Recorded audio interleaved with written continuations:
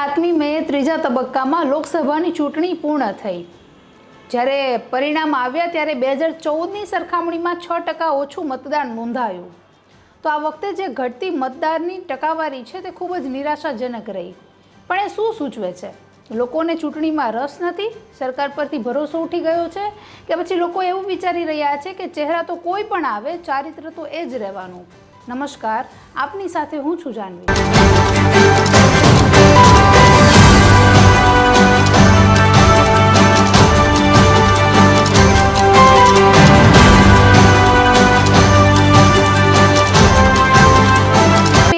દિવસની શરૂઆત થઈ ત્યારે પહેલી 2 કલાકોમાં જે પ્રકારે મતદાનના આંકડાઓ દેખાઈ રહ્યા હતા, જે ટકાવારી સામે આવી, તેને જોઈને એવું લાગી રહ્યું હતું કે જે ઓવરઓલ જે સરેરાશ ટકાવારી છે કદાચ 70થી 75% વચ્ચે આવીને ઊભી રહેશે।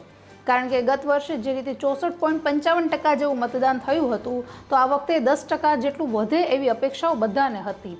અને જે રીતે દરેક પાર્ટીઓએ આ વખતે ચૂંટણીનો પ્રચાર કર્યો, જે રીતે વોટિંગ અવેરનેસ માટેના પણ જે અભિયાનો ચલાવવામાં આવ્યા, તેને લઈને એવું લાગતું હતું કે દરેક વ્યક્તિ જે છે એ ઇલેક્શનમાં રસ લેશે, દરેક વ્યક્તિ છે એ પોતાની ફરજ નિભાવશે। પણ હવે કદાચ લોકોને સરકાર પરથી અને ચૂંટણી પરથી ભરોસો જ ઉઠી ગયો હોય તેવું લાગી રહ્યું છે। લોકશાહી શબ્દ એ માત્ર શબ્દ બનીને રહી ગયો હોય અને જે સરકાર છે એ કોઈ પણ આવે, કદાચ ચરિત્ર એમના એ જ રહેવાના છે, ચહેરા માત્ર બદલાઈ શકે છે, તે પ્રકારની જે વિચારધારા છે લોકોની જોવા મળી રહી છે। આ વખતે જ્યારે ભારતીય જનતા પાર્ટી 370થી વધારે સીટ જીતવાના દાવા સાથે મેદાને ઉતરી અને એનડીએ સંયુક્ત રીતે 400થી વધારે સીટ જીતવાના દાવા સાથે મેદાનમાં ઉતરી, ચૂંટણી પ્રચાર જે રીતે શરૂ કર્યો, ત્યારથી એવું લાગી રહ્યું હતું કે કદાચ અબકી બાર 400ને પાર આ મિશન પાર પડીને રહેશે।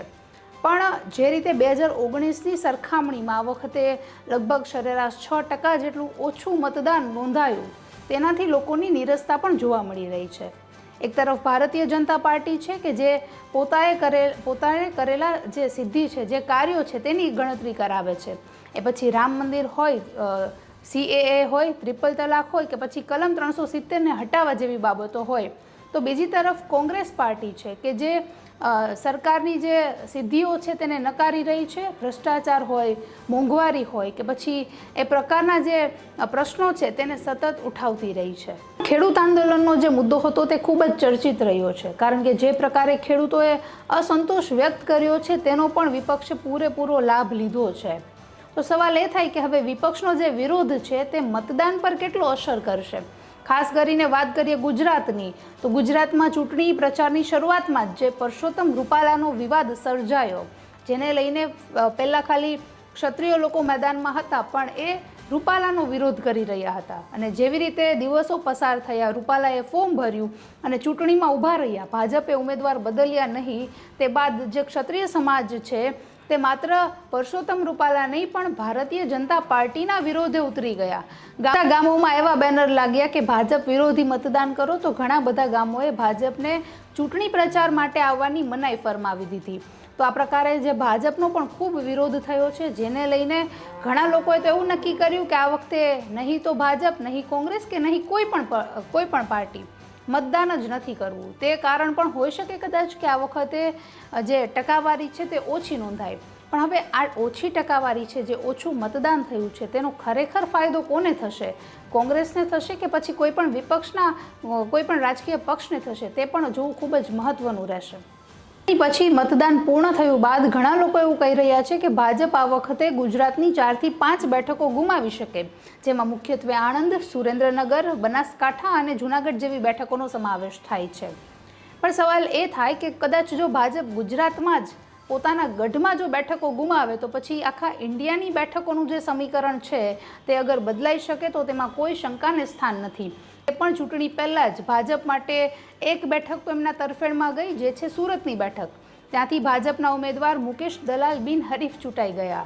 સુરતના એક પણ વ્યક્તિના હાથ ઉપર મતનું નિશાન ન થયું, જેથી લોકોમાં પણ થોડી નિરાશા જોવા મળી, કારણ કે એની પાસે જે અધિકાર હતો એ કંઈક હદે છીનવાઈ ગયો તેવું પણ તેમને લાગી રહ્યું હતું।